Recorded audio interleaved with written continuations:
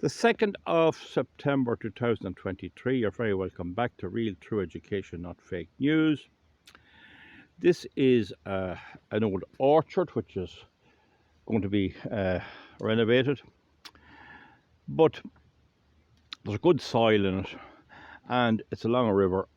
And while the weather has been bad for harvesting corn, for digging potatoes, for getting silage due to tractors getting bogged down, and making hay, not good at all, and hopefully we get a few good days now in early September. The fact is, for growing grass, there's no better place in the world for growing grass. There is no place anywhere growing grass, and growing grass of such a good quality, with such good quality in it. And cattle are full to the gills every evening and go off and chew their cud and all of that. So they're heading out into the open pasture now.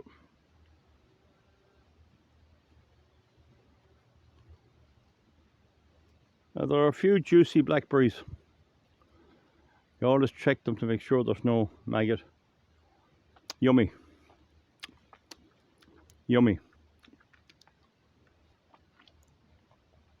So the River Clyde flows along here, and it hasn't a very big fall, it must be said. It's a low enough fall. It's about 10 inches in every 180 metres roughly, which isn't a lot. And it has these holes in them where trees fall across and all that, and they're the nursery bed for trout. And this river was cleaned by the Office of Public Works. Same in America, it's the land reclamation, it's the same thing. And about 1920, in local towns and in the town of Kingscourt, there was a generating station down below Gartland's pub there. A generating station, and my father told me about it, and it had a petrol, I think it was a TVO engine. You started it on petrol and you turned it over on tractor vaporizing oil or paraffin, and it ran there from about maybe 5 o'clock in the evening till about 12 at night, and it was turned off. So we had private electricity in Ireland in the 1920s. Now in 1927 the Electricity Supply Act came out in Ireland, and it banned all these private generators. I don't know if they got any compensation or what happened to their equipment. There would be a big direct current dynamo powering the town. Now, the thing about it was they were banned anyway. They had to get rid of them, and they started up the Electricity Supply Board. And I suppose, all told, the Electricity Supply Board did do the job that was set out to it. It done a good job, really, and maybe that was the right way. They needed everyone on board, put in the lines all over the country. And if you look, but my father, in about 1938, he dug a trench there, and you can just about see it. There is no shuck. If you see that piece of timber going across, it's protruding into it. You'll just see here the edges of what he dug out. There, it's there. I'm just putting my foot on it there. And there it's there. You see there, down there, and you can see the hollow. If you go down closer, you'll see it. Now, it probably has grown in an awful lot since then, and a lot of it had to be removed, and I put a water thing here. Now, it's in there too. It's in there actually, and some trees have grown out. Now, he dug that with hand tools, and there it's there. Now, it's hard to see it, I do accept. He dug it with hand tools, and it flowed along here parallel to the river. There's a slight depression there where it flowed, roughly about 90 yards, I suppose, 85 meters, and it turned into the river there. And when he had it flowing, when there was good high water, and only when there was flooding, he could generate electric power from a water wheel, an undershot water wheel. Now, it was most of 100 yards from the generator, which is just there, up to the house, which was about 100 and something yards away, maybe a little less. And it lost an awful lot because it was direct power. It was only direct current, it was only 12 volts. And by the time it got up, he was doing well to get maybe 7, 8 volts. And he also had a wind turbine, and I showed you that blade of it before. And some people said in the house, one man that came in, he said, you can only read the paper when there's a gale or a flood. And that was very true. But he had an engine then as well, which would provide power. The power in the town did not come out to farms out the country, did not come out to the country. And in 1952, the rural electrification came in. Don't forget, it was enacted in Ireland in 1927, but it took a while, so 1937, 1947, and then there was the war. So about 1952, the power came in here. And there's the line there. It's there the same. I don't know, can you see it? You might just see it. That line is there all the time between the trees. You can see it there, I think. I don't know, can you see it? But it doesn't really matter. I think maybe you can. The two lines are there. And they're there since then. And so we had the mains electricity, and that ended that. The problem then for many people was to pay the bill, but they managed it. And by 1972, everyone had the light, as they called it. There was no such thing as calling it the electricity. They called it the light. Anyway, there's a public consultation on at the moment. Now, bear in mind, they outlawed local generation. You could generate your own, but you could not supply it to other neighbours. You couldn't sell it. It was like making beer. You could make the beer, but you couldn't sell it. It was illegal. And it's the same thing now. It's the same thing that is happening, that's happened with the mains power. But then there came another thing. All these windmills were brought in, and they are private. So now you had going back from the state running the electricity grid to a combination of the state and the private enterprise, the wind farms. Now, I'll not go into my view on them, but that's the historical significance. So if you were to take these literally, these are the equivalent of the man in the town trying to supply people with electric power with a paraffin engine. They're private suppliers. The only thing, his plant could operate on its own, whereas this plant here cannot operate on its own. So folks, the reason I'm getting what I'm building around to here, and I have to be very careful not to put my finger on the microphone. But the reason I tell you all this is the Department of Energy yesterday, the 1st of September 2023, has announced a whole new scheme called private wires. Private wires, and there's a public consultation on it ending the 15th of October this year. There's a public consultation. I'll post a link underneath. Okay, so what we have now is we have gone the full circle with public and private, with private electricity back to public electricity, and now we're semi-private with the windmills, but we know they don't produce much. That's another day's work. And now they're planning to have private suppliers supply the grid, when in fact the original Electricity Act was designed to have the grid public. Now, why whatever you like, why is the powers that be in Ireland wanting private electricity? And the reason, I think, is that they're being lobbied. I suspect, because if you take the like of Tara Mines, which may reopen, I don't know, or any similar manufacturer, if you take the likes of Tara Mines or any similar manufacturer or factory or whatever, they don't want to be making electricity. They want to do what they're good at, which is extracting the ore from the ground. But this might be said that they'll have to supply their own. So what was the whole idea of having the grid?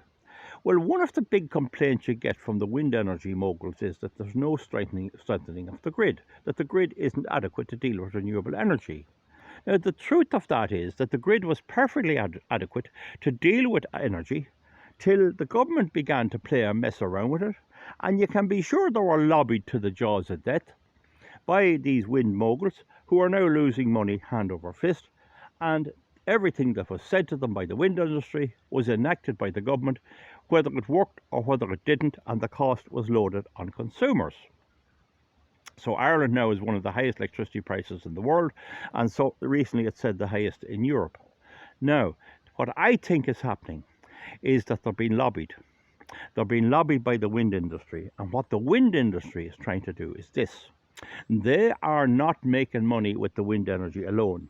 They have the cabling going to the power stations, and what they want to get round to is to build fossil fuel, diesel, open cycle gas turbine power stations, small ones, on all the wind farms. Now, if you take this Rah wind farm, you see it going round there. This morning, there was a total output from Ireland's wind farms was 35 megawatts out of 4,000 megawatts, which was almost zero. Now, if you took what they were using, it could be a lot less. I think there's an issue with that. But anyway, they can't make money because all these are producing, even with the high price of fuel, and they're getting the market price into the market, the price of the highest fossil fuel. But even with all of this, they can't make a profit. And I checked the accounts of 40 Irish wind farms. Just give you a look at myself here. I checked the accounts of 40 Irish wind farms, and they were all being carried by their parent companies. The auditor report said that. So they're going bankrupt, and they're going bankrupt fast.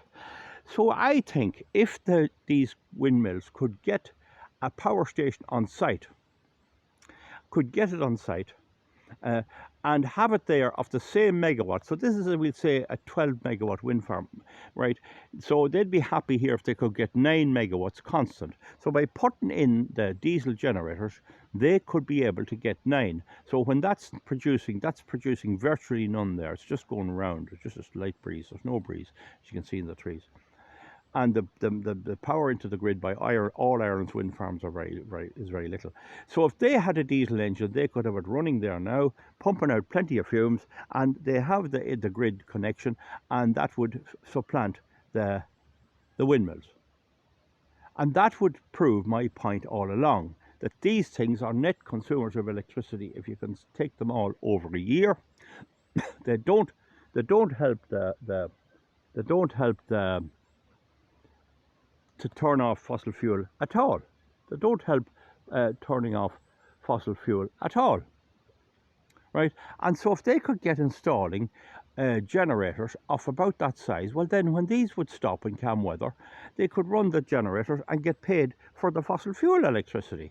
Now I know what you're going to say, that's more duplication, and that's exactly what I have said up to 12 years ago when I analysed wind energy. I made the point that they were net consumers of electricity, and they'd never save on any fossil fuel if you counted them by the correct method, which is capacity credit. I'd also think that some of the crazy schemes by EirGrid and the ESB and other idiots from the ESRI, Economic and Social Research Institute, I think they have planted the ignorance and the stupidity of their mad plans, and a lot of them have humped off and retired. And so there's young people into the job, and they have to be talking all this green baloney, and they're now coming up with these harebrained schemes. I think that this entire thing was lobbied into existence by the wind industry, by men and women who couldn't make a living at any business.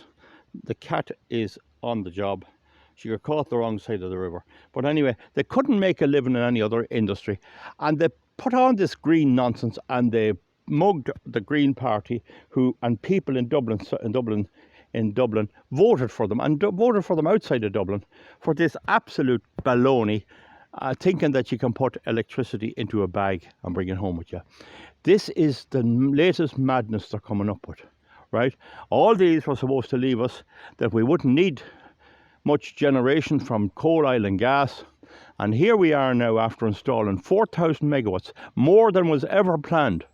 and we're back to square one, trying to put power stations and electricity generating stations back into towns, back into wind farm sites, and back everywhere. So why do we need the ESB at all? Why do we need them? The wind industry constantly complains the grid is not suitable. The grid was perfectly suitable. It's just not suitable for this junk. That's the bottom line. So that's it on this evening. It's a lovely evening now, but it's not much drying in it. And the cat seems to come every time there's a video. So sure, we'll incorporate her into it. Well, what are you at now? What are you doing? Did you catch a mouse? Did you catch a mouse? Any mouse? Whoosh. Anyway, folks, give me a thumbs up and thumbs down. I'll post a link underneath, and all you have to write in if you want to make a submission from anywhere is, all you have to put in is, you must comply with Article 3.2 of the SC Strategic Environmental Assessment Directive 204/41 EU. 201/41 EU, and you cannot build anything, a wind farm or anything else, without complying with that directive. You have to assess it from an engineering and environmental standpoint, and you have to subject it to public participation. And they won't do that because they're not able to it. They're just under pressure to come up with these harebrained schemes by a harebrained government. And I think that, well, do you think that too? Do you think that too? That's it, folks. I hope it's a nice evening out. Anyway, that's my video for you. It's not that long, and we'll see you back for something else. Okay? Okay, sorry for the phone doing that. What are you doing up there? What are you doing? What's going on?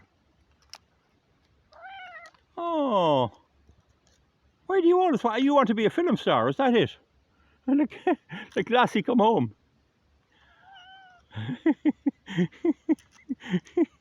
She's a good climber. She's a good climber. There was one time I was crossing that river and she couldn't get across. Cats don't like water. And she jumped on me, climbed up my leg and onto my back and sat on my shoulder.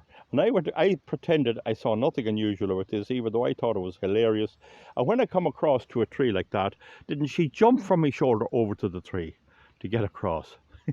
So anyway, folks, sorry for the delay and all that, and cats and all that. Give me a thumbs up or a thumbs down. You see the lunacy, the absolute lunacy of where they've come from. From having a private system, a big public system, and then a semi-private windmill system, and now they're going to try and have a private local generation system.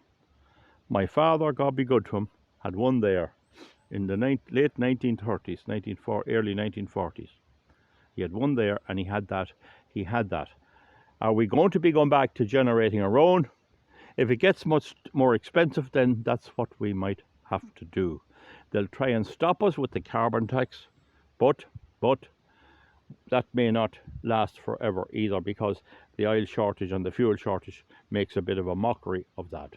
Thumbs up, folks, or a thumbs down from myself and from Dewish, and we'll see you back for something else soon.